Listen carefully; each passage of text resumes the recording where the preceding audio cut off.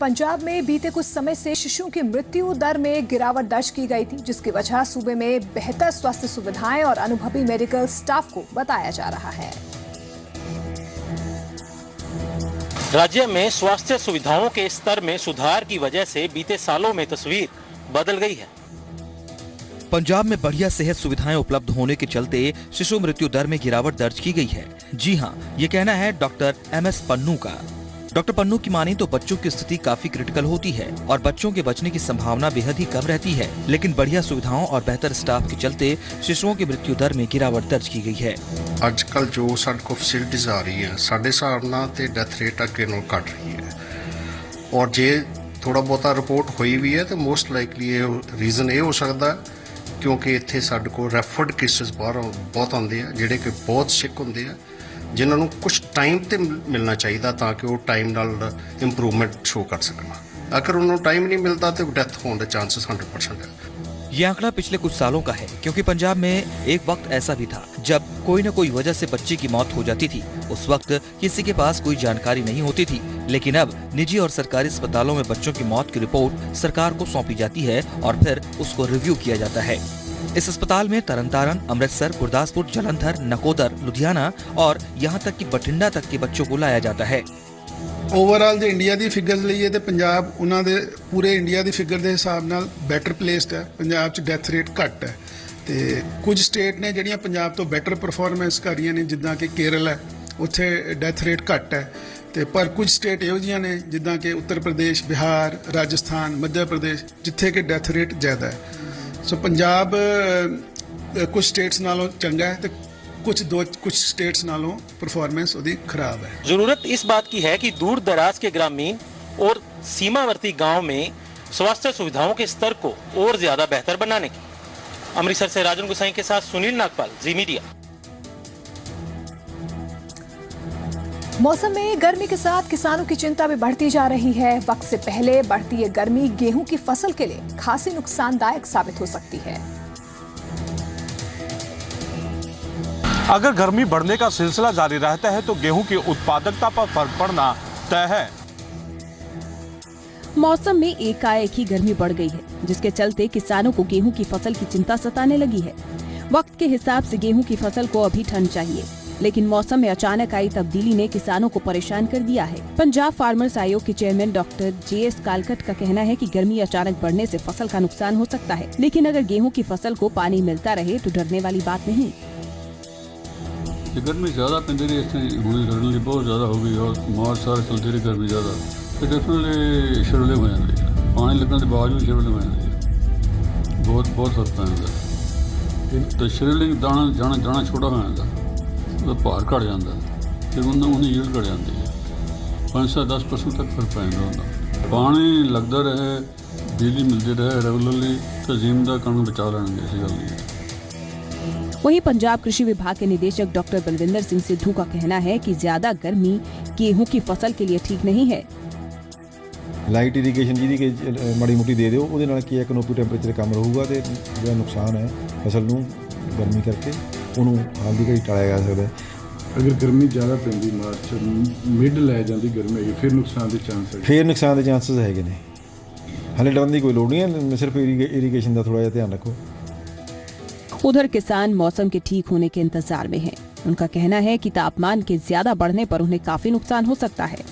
विशेषज्ञों का मानना है कि किसान समय समय पर गेहूं को पानी और खाद देते रहे ताकि दुष्गामी प्रभाव से बचा जा सके। चंडीगढ़ से जगतार भुलर के साथ पुनीत प्रिंजा, जी मीडिया, चंडीगढ़। विश्व मातृभाषा दिवस के मौके पर चंडीगढ़ में विरोध प्रदर्शन देखने को मिला। पंजाबी भाषा प्रेमियों ने चंडीगढ़ में प्रशासनिक अधिकारियों पर पंजाबी भाषा की अनदेखी करने का आरोप लगाया है। विश्व मातृभाषा दिवस के मौके पर चंडीगढ़ में विरोध प्रदर्शन देखने को मिला। पंजाबी भाषा प्रेमी राजभवन की तरफ बढ़ना चाहते थे, लेकिन उन्हें उससे पहले ही रोक दिया गया। पंजाबी लेखक भी इस विरोध प्रदर्शन का हिस्सा बने। प्रदर्शनकारियों का आरोप है कि अधिकारियों ने सूबे की राजधानी में पंजाबी भाषा को हाशिए पर धकेलने की कोशिश की है, जिसके लिए अंग्रेजी का सहारा लिया गया है। उनकी मांग है कि चंडीगढ़ में पंजाबी को पहली भाषा का दर्जा दिया जाए। ਅੱਜ ਵੀ ਚੰਡੀਗੜ੍ਹ ਦੇ ਵੱਡੇ ਹਿੱਸੇ ਦੀ ਬੋਲੀ ਜਿਹੜੀ ਆ ਪੰਜਾਬੀ ਹੈ। ਜਿਵੇਂ ਜਿਵੇਂ ਅਧਿਕਾਰੀ ਜਿਹੜੇ ਬਾਹਰੋਂ ਆਏ ਉਹਨਾਂ ਨੇ ਇੱਕ ਲੋਕਮੀ ਸਾਜ਼ਿਸ਼ ਤਹਿਤ ਕਿਤੇ ਫੈਸਲਾ ਨਹੀਂ ਕੀਤਾ ਕਿ ਅਸੀਂ ਅੰਗਰੇਜ਼ੀ ਨੂੰ ਪੰਜਾਬੀ ਨੂੰ ਬਦਲ ਕੇ ਅੰਗਰੇਜ਼ੀ ਲਿਆਉਣੀ ਆ। ਇੱਕ ਲੋਕਮੀ ਸਾਜ਼ਿਸ਼ ਨਾਲ ਹੌਲੀ ਹੌਲੀ ਕਰਕੇ ਉਹਨਾਂ ਨੇ ਪੰਜਾਬੀ ਨੂੰ ਬਦਲ ਕੇ ਉਹਦੀ ਥਾਂ ਦੇ ਉੱਤੇ ਅੰਗਰੇਜ਼ੀ ਨੂੰ ਜਿਹੜਾ ਹੈ ਲੋਕਾਂ ਦੇ ਉੱਤੇ ਲੱਦ ਦਿੱਤਾ ਗਿਆ। पंजाबी भाषा को बढ़ावा देने की मांग बिल्कुल जायज है। इस मांग को लेकर प्रदर्शन कर रहे लोगों ने स्थानीय प्रशासन और युवाओं को जगाने की कोशिश की है। महज इंटरनेशनल लैंग्वेज की खातिर लोकल भाषाओं को दरकिनार करना अपने ही पैर पर कुल्हाड़ी मारने जैसा है। Nitika Maheshwari, Zee media, Chandigarh. Chandigarh UT subordinate services federation के बैनर तले यूटी प्रशासन के सैकड़ों कर्मचारियों ने अपनी लंबित पड़ी मांग को लेकर सेक्टर 17 के बस स्टैंड के बाहर प्रदर्शन किया।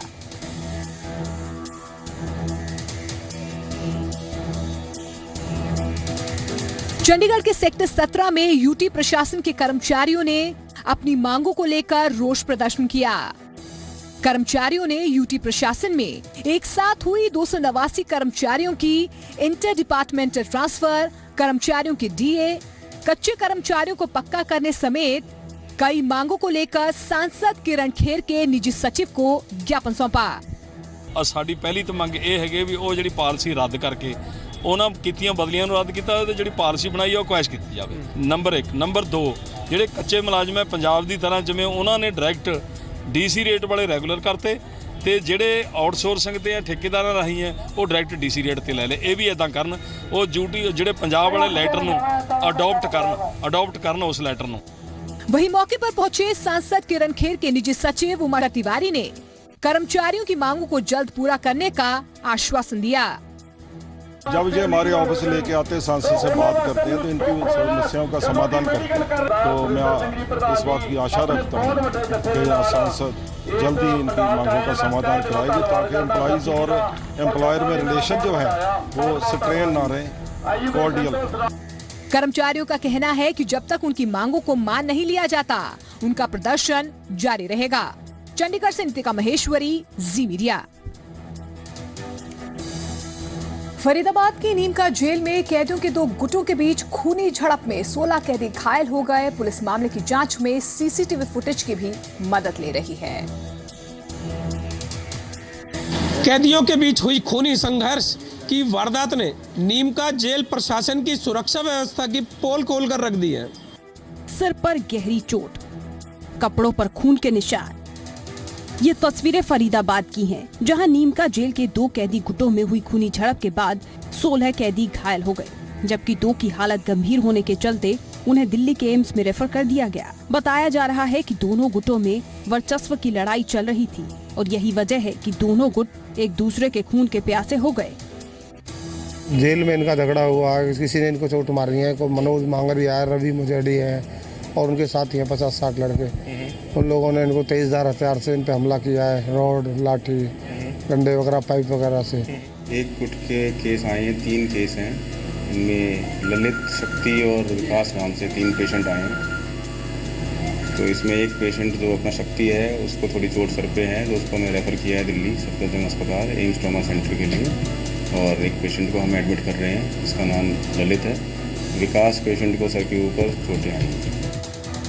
कैदियों के दोनों गुटों के मुखिया उम्र कैद की सजा काट रहे हैं। फिलहाल पुलिस ने मामले की जांच शुरू कर दी है। पुलिस जेल परिसर में लगे सीसीटीवी कैमरे की मदद से जांच को आगे बढ़ा रही है।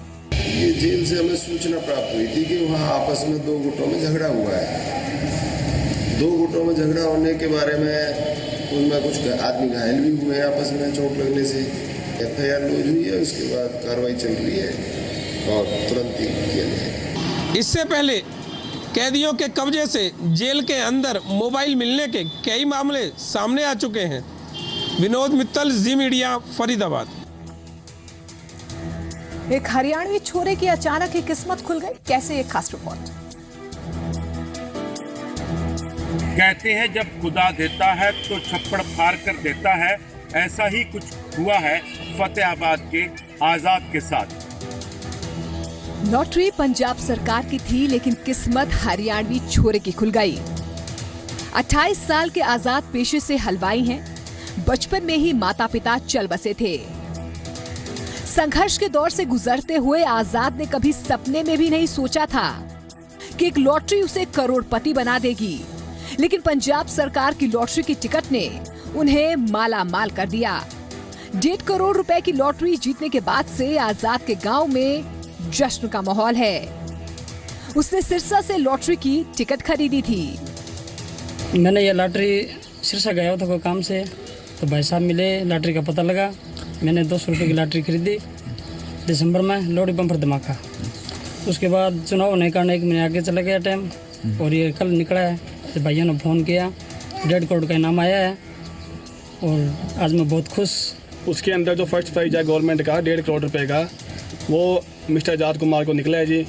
उसके बाद हमने इनको फ़ोन किया, आजाद कुमार को रात को बधाई दी, तो खुशी का माहौल है जी। हमें भी खुशी है कि हमारे द्वारा ये करोड़पति बना आदमी। पंजाब सरकार से 1.5 करोड़ का जैकपॉट जीतने के बाद ये छोटा दुकानदार अब बहुत खुश है।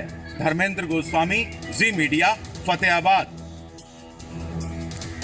बीएसएफ ने जम्मू कश्मीर के राजौरी में आतंकी घुसपैठ की कोशिश नाकाम कर दी और एक आतंकी को मार गिराया। कश्मीर में पिछले 50 दिनों में सेना और बीएसएफ ने 23 आतंकियों को मार गिराया है। एक आतंकी मारा गया, लेकिन 3 आतंकी भाग निकले। आतंकियों ने घुसपैठ की कोशिश बीती रात जम्मू कश्मीर के राजौरी में एलओसी के पास केरी सेक्टर में की। गश्त कर रहे बीएसएफ के जवानों ने घुसपैठियों को रोकने के लिए फायरिंग की, तो घुसपैठियों की तरफ से भी फायरिंग की गई। करीब आधे घंटे तक जमकर फायरिंग हुई।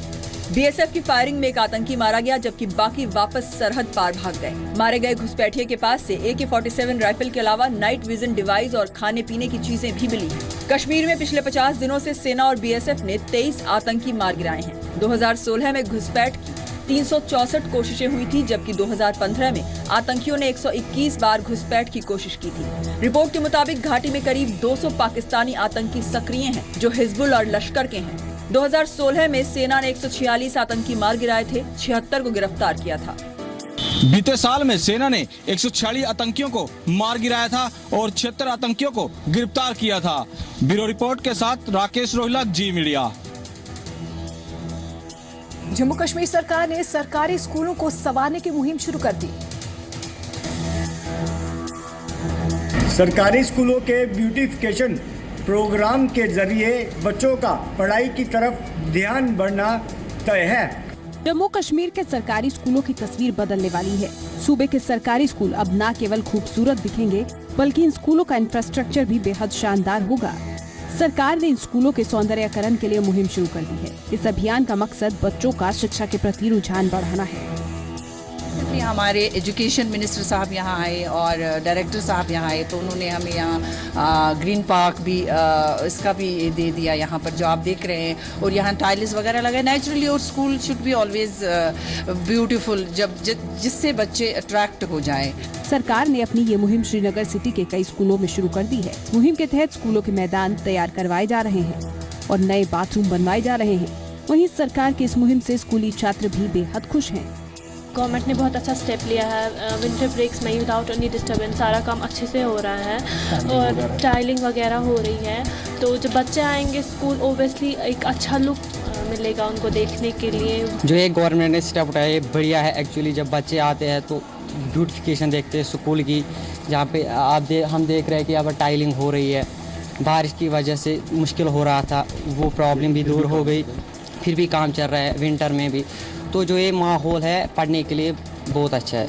सरकारी शिक्षण संस्थानों में बेहतर माहौल मुहैया करवाने की सरकार की ये पहल काबिले गौर है। श्रीनगर से ब्यूरो रिपोर्ट के साथ अजय महाजन, जी मीडिया। एन चंद्रशेखरन ने टाटा सन्स चेयरमैन पद की जिम्मेदारी संभाल ली। चंद्रशेखरन ने टाटा समूह से बतौर सॉफ्टवेयर प्रोग्रामर अपना कैरियर शुरू किया था। आज मुंबई में टाटा ग्रुप के हेडक्वार्टर बॉम्बे हाउस में एन चंद्रशेखरन ने टाटा ग्रुप के चेयरमैन का कार्यभार संभाला। चंद्रशेखरन को शुभकामनाएं देने खुद रतन टाटा भी मौजूद थे। टाटा ग्रुप के 150 साल के इतिहास में पहली बार किसी गैर पारसी को चेयरमैन नियुक्त किया गया है। Very proud of being part of the Tata family and I look forward to working with all the group entities, bringing the group together. Tata Sons ने 24 अक्टूबर 2016 को साइरस मिस्त्री को चेयरमैन पद से हटा दिया था, जिसके बाद रतन टाटा को अंतरिम चेयरमैन बनाया गया था। चंद्रशेखरन 2009 से देश की सबसे बड़ी सॉफ्टवेयर निर्यातक company Tata consultancy services (TCS) के CEO थे। चंद्रशेखरन 1987 से टाटा ग्रुप से जुड़े हुए हैं। चंद्रशेखरन ने टाटा ग्रुप से बतौर सॉफ्टवेयर प्रोग्रामर अपना करियर शुरू किया था। चंद्रशेखरन के सामने टाटा समूह के लिए हाल ही के दिनों में पैदा हुई परेशानियों से निपटने की चुनौती रहेगी। ब्यूरो रिपोर्ट के साथ विमल कुमार, जी मीडिया। ऑस्ट्रेलिया के मेलबर्न में विमान हादसे में 5 लोगों की मौत हो गई। ऑस्ट्रेलिया के विक्टोरिया प्रांत के प्रीमियम ने इसे पिछले 3 दशक में हुए विमान हादसों में सबसे ज्यादा भीषण हादसा बताया है। ये प्राइवेट प्लेन टेक ऑफ के थोड़ी ही देर बाद आग के गोले में तब्दील हो गया। हादसा ऑस्ट्रेलिया के मेलबर्न में हुआ। विमान ने एसेंडन फील्ड्स हवाई अड्डे से उड़ान भरी थी, लेकिन थोड़ी ही देर बाद ये हवाई अड्डे के पास ही एक शॉपिंग सेंटर पर गिर गया। विमान में सवार सभी 5 लोगों की मौत हो गई। मौत का आंकड़ा बढ़ भी सकता था, लेकिन शॉपिंग सेंटर उस वक्त बंद था, लिहाजा वहां न कोई ग्राहक था न ही कोई कर्मचारी। ऑस्ट्रेलिया के विक्टोरिया प्रांत के प्रीमियर ने इसे पिछले 3 दशकों में हुए विमान हादसे में सबसे ज्यादा भीषण हादसा बताया है। शुरुआती जांच में संकेत मिल रहे हैं कि विमान का इंजन फेल होने की वजह से ये हादसा हुआ। प्राइवेट विमान में पायलट के अलावा 4 अमेरिकी गोल्फर सवार थे। विमान मेलबर्न शहर के टास्मानिया प्रांत के किंग्स आइलैंड जा रहा था। ऑस्ट्रेलियन सेफ्टी ट्रांसपोर्ट ब्यूरो हादसे की वजह की जांच कर रहा है। विमान हादसे के बाद लगी भीषण आग को बुझाने के लिए दमकल विभाग की टीम के 60 सदस्यों को कड़ी मशक्कत का सामना करना पड़ा। ब्यूरो रिपोर्ट के साथ दिनेश कुमार, जी मीडिया। शिमला में हुई बारिश के बाद पारा नीचे आ गया है। मौसम में आए इस बदलाव के बाद किसानों के चेहरे खिल गए। कल एक बार फिर से मौसम ने करवट ली। हिमाचल प्रदेश में ठंड ने एक बार फिर दस्तक देनी शुरू कर दी है। प्रदेश के ऊंचाई वाले इलाकों में बारिश और बर्फबारी का दौर शुरू हो गया है। पश्चिमी विक्षोभ की सक्रियता से मौसम में बदलाव आया है। मौसम में आए इस बदलाव के बाद न्यूनतम और अधिकतम तापमान में गिरावट दर्ज की गई है। शिमला के आसमान में बादल छाए हुए हैं, जबकि शिमला से सटे ऊपरी इलाके जैसे नारकंडा, ठियोग और किन्नौर क्षेत्र में बारिश की संभावना जताई जा रही है। मौसम में आए इस बदलाव के बाद किसानों के चेहरे खिल गए हैं। वो हमारे मौसम विभाग के हिसाब से हमारे को इस दफा अच्छी बर्फबारी भी हुई है और भी आगे बारिशों का हमारे लिए लाभदायक हो गई। और थोड़ा थोड़ा ओलावृष्टि भी बहुत हो रही है हमारे शिमला में और पूरे हिमाचल प्रदेश में। हम हमारे बागवानों के लिए बारिश और मौसम हमारे लिए बहुत ही साफ है, अच्छी तरह है। मौसम विभाग के निदेशक मनमोहन सिंह के मुताबिक पश्चिमी विक्षोभ का असर अगले 24 घंटों तक बना रहेगा। इस दौरान सूबे की ऊंचाई और मध्यवर्ती क्षेत्रों में हिमपात जारी रहेगा, जबकि निचले इलाकों में बारिश की संभावना है। आने वाले जो 24 घंटे हैं इसमें हिमाचल प्रदेश के मिड हिल्स और हाई हिल्स में वाइड स्प्रेड रेन और स्नो हो सकती है और जो निचले इलाके हैं वहाँ पे कुछ एक स्थानों में हल्की बारिश होने की पॉसिबिलिटी है और कुछ एक जगह पे जो हिल स्टॉर्म भी हो सकता है और दिन के तापमान में आज गिरावट रहेगी। लोगों ने अभी अपने गर्म कपड़े हटाने शुरू कर दिए थे, वो दोबारा से अब मौसम के इस बदलाव के बाद दोबारा से लोग पहनना शुरू कर दिए हैं। कैमरामैन अशोक सोनी के साथ विशाल द्विवेदी, जी मीडिया, शिमला। कश्मीर के ऊंचाई वाले इलाकों में हो रहे बर्फबारी और बारिश ने मुश्किलें बढ़ा दी हैं। मैदानों में बेशक गर्मी दस्तक दे रही हो, लेकिन जम्मू कश्मीर में कड़ाके की ठंड बरकरार है। कश्मीर में पड़ रही कड़ाके की ठंड ने जनजीवन पूरी तरह से प्रभावित कर दिया है। ऊंचाई वाले इलाकों में जहां बर्फबारी हो रही है, तो वहीं दूसरी तरफ मैदानी इलाकों में बारिश का दौर जारी है। 2-3 दिन पहले ऐसा हुआ था कि लगातार धूप निकल गई थी, मौसम में चेंजिंग आ गई थी, लेकिन आज 2 दिन से लगातार जो है वो सर्दी जो है वो बढ़ गई है, तो इसलिए आग जला के हम जो है गुजारा कर रहे हैं। घाटी में चल रही शीतलहर लोगों के लिए मुसीबत का सबब बन चुकी है। पिछली 3 दिन से लगातार पुंछ में बारिश हो रही है। लोग इस कड़ाके की ठंड से बचने के लिए अलाव का सहारा ले रहे हैं। यहाँ पर ये इतनी कड़ाके की सर्दी है कि जिसका कोई नामो निशान नहीं और लोगों ने 4-4, 5-5 कपड़े पहने हुए हैं और जहाँ पर देखा है कि कोई आग जलती है वहाँ पर मतलब है उन्होंने आग शाग का सहारा लिया है। इलाके में गर्म कपड़े की बिक्री फिर से शुरू हो गई है। जरूरी कामों के लिए ही लोग घरों से बाहर निकल रहे हैं। हालांकि यही सीजन घाटी में टूरिज्म के लिए बेहद अहम रहता है। ब्यूरो रिपोर्ट के साथ रविंद्र श्रीवास्तव, जी मीडिया। और अब जाते जाते देखिए मौसम का हाल। दिल्ली एनसीआर की तरह पंजाब के बड़े शहरों का पारा भी तेजी से बढ़ रहा है। फरवरी के खत्म होने से पहले ही उत्तरी भारत के मैदानी इलाकों में गर्मी ने अपने तेवर दिखाने शुरू कर दिए हैं। दिल्ली का अधिकतम तापमान 29 डिग्री सेल्सियस पहुंच गया है, जबकि चंडीगढ़ का अधिकतम तापमान 26 डिग्री सेल्सियस दर्ज किया गया है। हिसार में पारा 28 डिग्री सेल्सियस और गुरुग्राम में भी पारा 30 डिग्री सेल्सियस को छू गया है। इसके अलावा पंजाब की बात करें तो लुधियाना का अधिकतम तापमान 23 डिग्री सेल्सियस रहा। अमृतसर में अधिकतम तापमान 24 डिग्री नोट किया गया। बठिंडा और पटियाला में 26 डिग्री सेल्सियस रहा। वहीं हिमाचल की बात करें तो मनाली में 12, शिमला में 16 डिग्री सेल्सियस तापमान दर्ज हुआ है। धर्मशाला में 17 डिग्री, जबकि जम्मू कश्मीर की राजधानी श्रीनगर में 10 डिग्री सेल्सियस तापमान रिकॉर्ड किया गया। पहाड़ी राज्यों में शिमला और धर्मशाला का अधिकतम तापमान कल के मुकाबले 1 डिग्री सेल्सियस कम हुआ है। ब्यूरो रिपोर्ट, जी मीडिया।